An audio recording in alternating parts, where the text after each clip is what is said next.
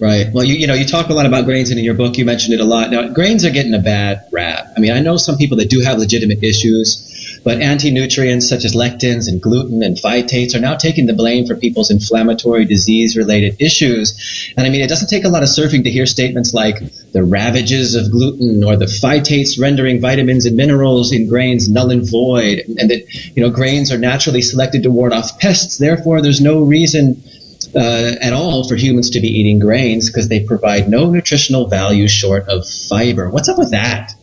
It's crazy. I mean, yeah, it's a very kind of common internet meme. But if you actually look at the science, you'd see actually the reverse story. So if you look, in fact, I looked to see if I can find any study that found a kind of a pro-inflammatory effect of whole grains. Couldn't find a single one outside of some, rare autoimmune diseases like celiac disease, or if you have an allergy or something. But you put people on whole grains, and what happens? Their inflammatory markers go down. C-reactive protein, tumor necrosis factor, you kind of go on down the list. And without exception, I couldn't find one. Whole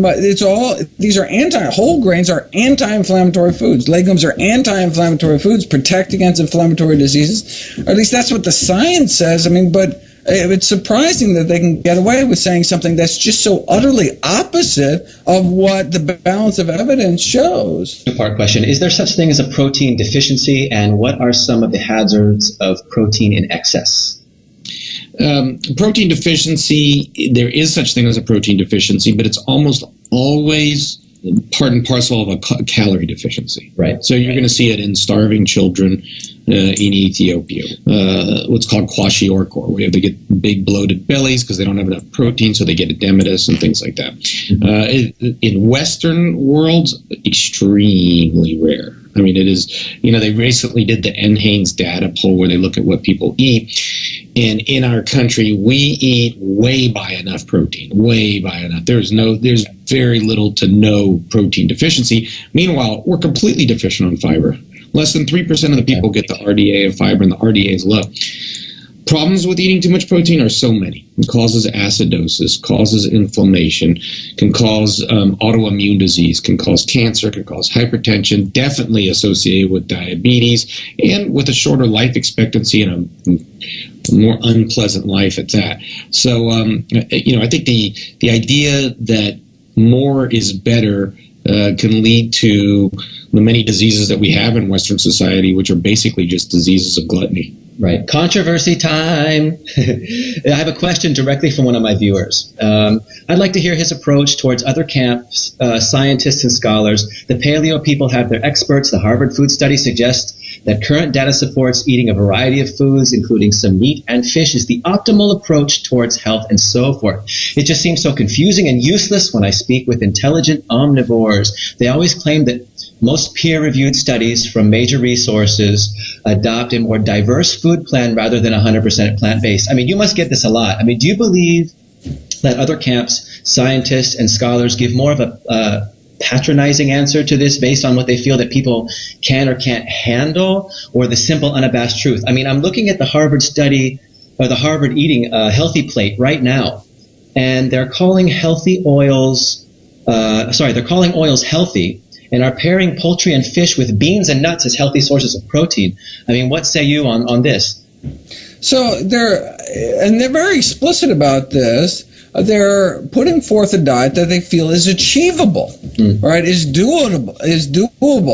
And so, for example, a classic example is the so-called DASH diet. So if you go to the American Heart Association, American College of Cardiology, they recommend lifestyle as the first-line intervention for heart disease. What do they recommend as part of their lifestyle? They recommend this DASH diet, the dietary approach to stop hypertension, very famous diet, ranked number 1, U.S. News and World Report as the healthiest diet, blah, blah, blah. Okay, well, let's go back and look at the DASH diet. It was created in the 70s by Dr. Frank Sachs out of Harvard.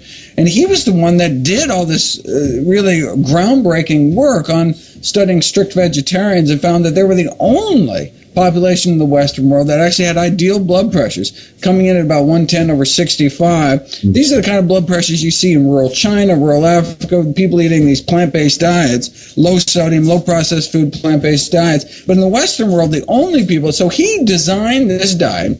He was the chair of the design committee for the DASH diet. He designed a diet very explicitly. He talks about it in the landmark paper saying, we did this, we created this diet to capture the blood pressure lowering benefits of the strict vegetarian diet, but contain enough animal products to make it palatable to the general population. That's basically a quote, a direct quote from the source. Okay.